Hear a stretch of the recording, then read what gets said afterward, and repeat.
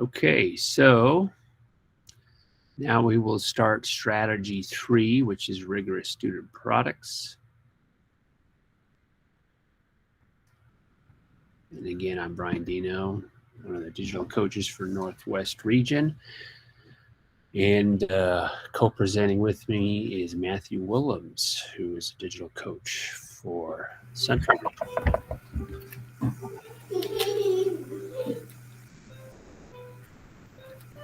All right. Okay. Okay, so these are stars. Thank you. All right. So in a moment, we're going to tell you how we're going to run this breakout room. We're going to give you either a chance to follow along with us or work independently in this breakout room. We'll cover that in just a moment, though. So strategy 3, rigorous student products. Just a reminder again, this is high expectations mindset where the DPS practices, kids are engaging in rigorous and differentiated tasks. The actions we'll be seeing from our instructors are that they're presenting tasks that have high cognitive demand and that include multiple solution strategies or viewpoints and representations. So what's that look like in the classroom? Well, what's rigor look like? Lots of definitions of rigor. For this session, we use the definition of rigor as shown in the LEAP handbook. So this is the LEAP definition of rigor. I will just read the indicator so that if you are being evaluated with LEAP on rigor, how will they know there's rigor in the classroom? The indicator is that the instructor provides rigorous tasks that require critical thinking and appropriate digital and other supports to ensure student success.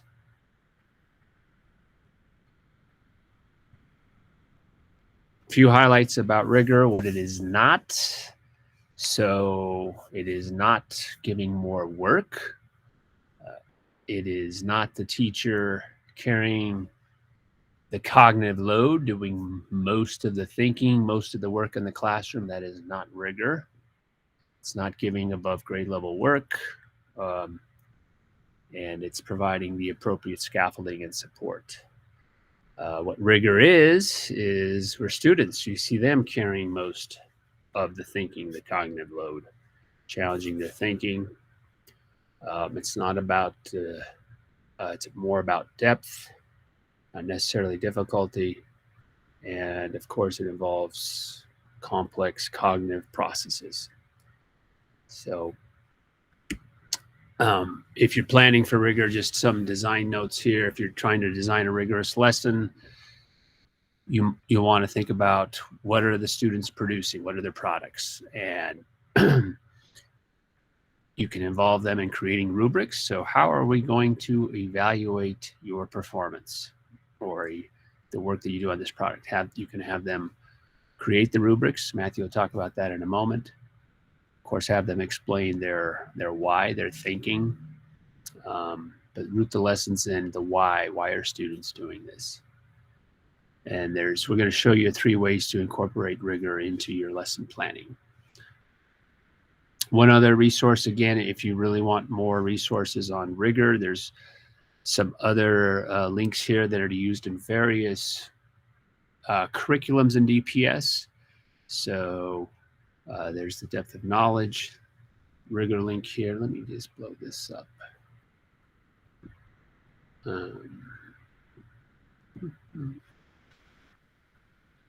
Okay, the depth of knowledge rigor chart. There's Bloom's taxonomy, the classic one. There's the Hess cognitive rigor matrix, which combines the top 2. And then folks in our math department will be using often, you can see them using the math rigor tool here. So for our session that you're in right now, we're going to give you 2 options. You could follow along with me or with us. Oops. Let me highlight there. And when Matthew and I will talk about how to do a portfolio in Google Sites, we'll also show you how to do rubrics, and then we'll show you resources to do choice boards in Seesaw. So you could stay live with us and follow along with us, or for the next about hour or so, you could work independently. So you can leave this room and then come back at 11:05. But we ask that you work independently with those articles and resources that we have outlined right here, and be thinking of some rigorous products for your classroom. Maybe building a Google site template, maybe developing a rubric, or in Seesaw, or not necessarily Seesaw. You could do a choice board in Seesaw, or just doing a regular choice board, however you want to deliver it to your kids. So those you can do independently. If you do that independently, we just ask that you come back at 11:05 a.m. and we'll have just a little reflection where teachers will share out how they will put this into practice in their classroom. Okay, so those are your two choices here. Give you just a minute or 30 seconds to think about that. Again, if you leave this room right here, just come back at 11:05 a.m. There's the link right there. It's our session here. Or you can just stay along with me and Matthew for elucidation. I was trying to think of something palindromic, Matthew, because it's the palindrome day. You could stay with us for learning. All right. So, any questions before we start? All right. So, I'm first going to show you if you wanted to set up learning portfolios in Google Sites. We're seeing a lot more of this. One, because Google has made it very easy for kids to showcase their learning via a Google site or portfolio. And in our work, we see portfolios at the elementary level all the way up to the high school level. And I certainly know at the college level, I see a lot of portfolios being developed in Google Sites. So if you want to do that as a product for your kids to showcase their learning, here's just a little highlight of what a portfolio does for kids. I'll just highlight a couple ways. Number 8 there, I really like. It honors the ways of them being smart. They can really show you what they're learning, how they're learning it. Highlights the number 5 there, the progress over time. A portfolio can show a student's learning from like the beginning of the year to the middle of the year to the end of the year. So reasons why to implement portfolios. If you want to know more about Google Sites, I know this session's being recorded. We have numerous new teachers who have joined EPS with us. And if you're new to Google Sites and want to know, hey, what is this tool? There's a review there on the Common Sense Media site. But how do you do this? How do you build a portfolio for Google Sites? So not going to demonstrate it here, but going to send you to, here's a link here on how to build a portfolio with Google Sites. And you can walk through this and you can see how to build a Google site. It's very easy, which is why these are we see a lot of these in education. This will walk you through it. There's also a couple of videos here on how to do it step by step. And there's also a sample rubric here if you wanted to evaluate your students on it. Once you have built the Google site, let me just step back. If you wanted to look at some templates for Google portfolios, Google has a pre-designed template here. I'm going to click on that. And in the very top here, you can see their sample student portfolio. And they have a few other ones here. One just called a portfolio. If you're doing a after school club, if you're doing a class, you can see our One of our middle schools has added their template. They really just copied this one, but they added one just for their kids called the Merrill Student Portfolio. I'm going to click on the student portfolio that Google has, and you can see their template here. It has a section for achievements, strengths, and goals, and that's a start. And of course, you can modify this however you would like for your kids.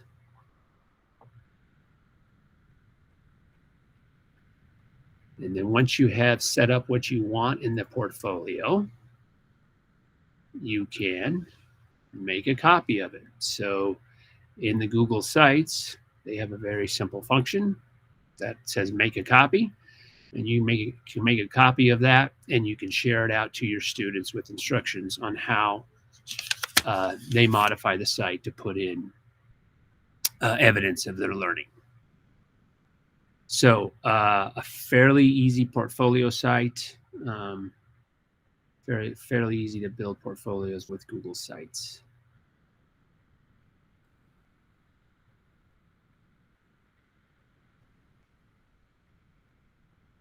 This next slide here, we've included just a few actual student sites. They're not necessarily portfolios, but they're evidence of student learning using Google Sites. So this one I'm showing here is this, I think this is an 8-year-old's example of learning of what they've learned about animals in each of the different oceans.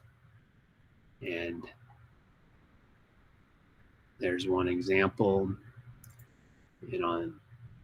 There's a few other examples here from elementary kids. And also, if you have time, there's a 2-minute endorsement there of a teacher who loves using Google Sites to show what kids are learning in her classroom. So that's also there for you. So next, we're going to talk about rubrics, and I will let Matthew talk about that. Okay. Hi. So rubrics are much more prevalent in secondary levels, but have a great supportive place in elementary as well. One of the things that we have here, the link to the YouTube video about Austin's Butterfly. Austin's Butterfly was a project that was created many years ago and done in many elementary schools where students were given the task of accurately drawing a scientific drawing of a butterfly, and they were given a photograph of that butterfly that they were supposed to draw on their own, and they were given specifics about the shape of the wing, the pattern on the wing, and the color. And so in the video, you'll see that the students are very easily going in and redrafting their drawings based on the learning goals of those 3 different pieces, but they were done in layers. They weren't done all at the same time. Students were walked through each of those components, the shape of the wing first, and then they redrafted, and then the shape, the pattern on the wing, and they redrafted their drawing again, and then the color, and they did a final draft. So rubrics in the elementary level can be done with very early learners, especially when there are graphics that provide the student an idea of what the learning goal is, but also that it's very focused.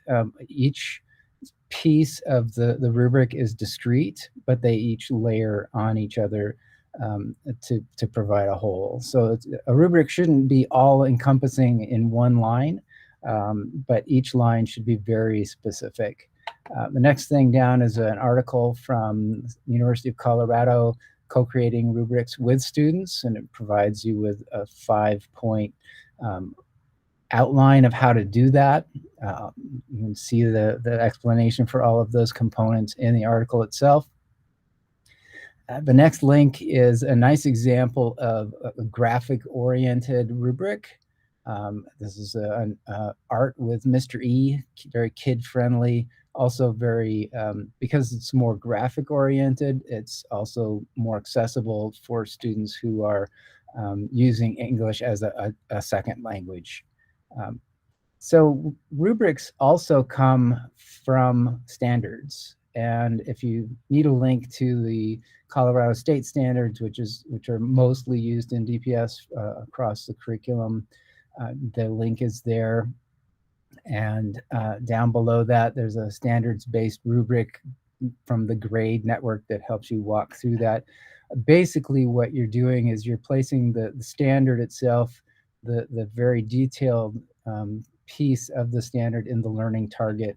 And then you're restating that in the blue section, the third section there, the meeting section. That's what we're trying to get kids to be able to accomplish. That's an evidence of meeting that specific standard. If they are exceeding it, then you would put some additional language on how they might do that in the exceeding section. If they're only approaching it, it's evidence of, but not mastery of the third item. And then the emerging is really just getting started. So it's pretty easy to create a rubric like this. It's also very helpful in that it helps students see what they are doing and what target they might choose to focus on to get to the next level. So that's what rubrics can do and can be very helpful in elementary schools. So on the next slide, Brian, what we see are two examples. One is a link to, in Seesaw, to an actual performance rubric example that another teacher created. You can make a copy of that for yourself if you want. In my mind, the way I would probably use that is I would have the rubric, each piece set up like it is you see here, where there are color indicators with, again, the reminder that the green one on this particular one is what we're targeting for students, but ways that they could possibly exceed that above that and approaching it down below.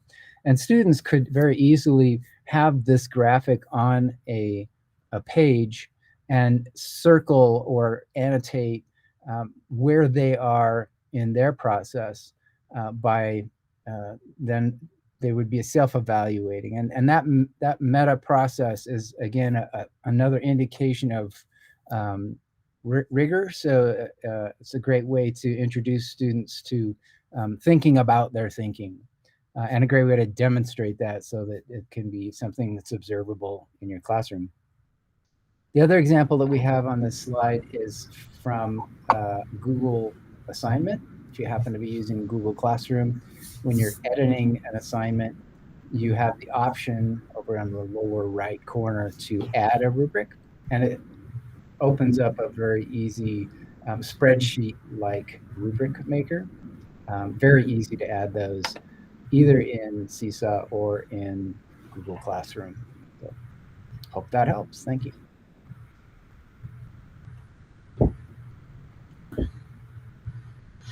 All right, the third thing we're going to address is choice boards. So if you want to build a choice board and give your students a choice of activities or lessons, here's a couple of resources. First of all, for teachers who are using Seesaw,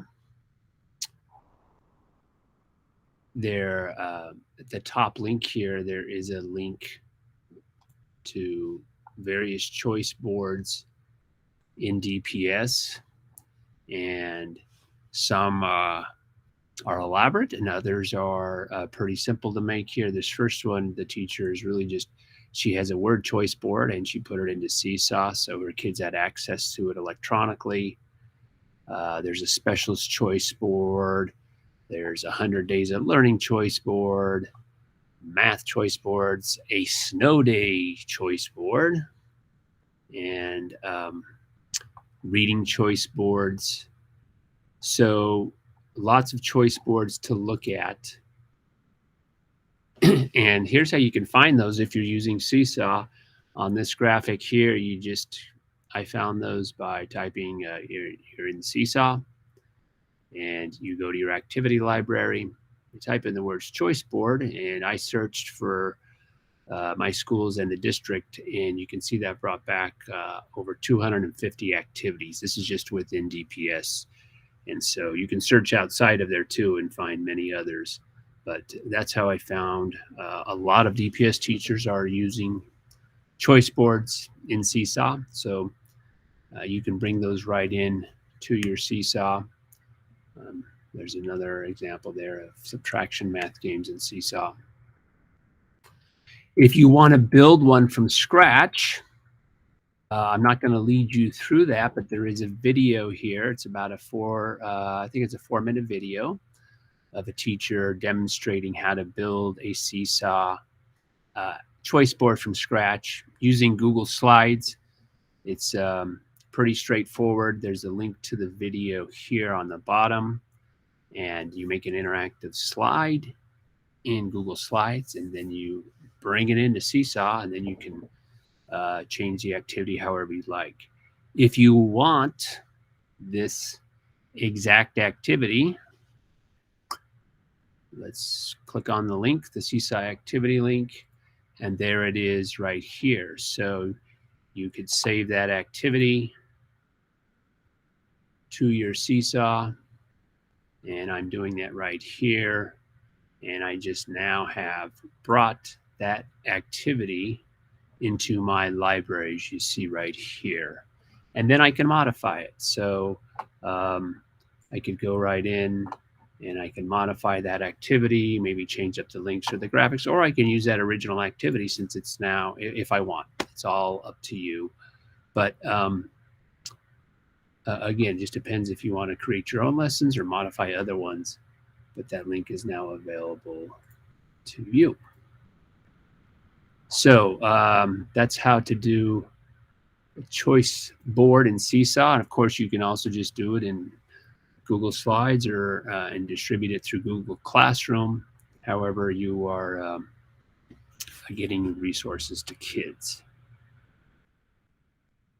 A few resources here. This is just really a culmination of what we've already showed you, but they're on one page. There's the LEAP framework, the CDE standards. There's Zaretta Hammond. If you've been with us for the previous modules, you know we're bringing a lot of her work on culturally responsive education. She talks a bit about how to be a warm demander with your kids. So demanding rigor, yet also with the having earned the right to demand rigor from them by establishing a connection with them. And a few of the other resources that we shared earlier, all on this resources page. So that's what we had for the follow along with me. We are going to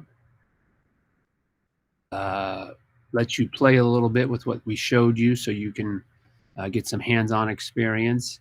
And we're actually going to come back into this very room here at 11:05 a.m. with the rest of the people who started with us in the various breakout in the other two breakout rooms, and we're going to just do a wrap up at 11:05 a.m. So I'm going to stop the recording.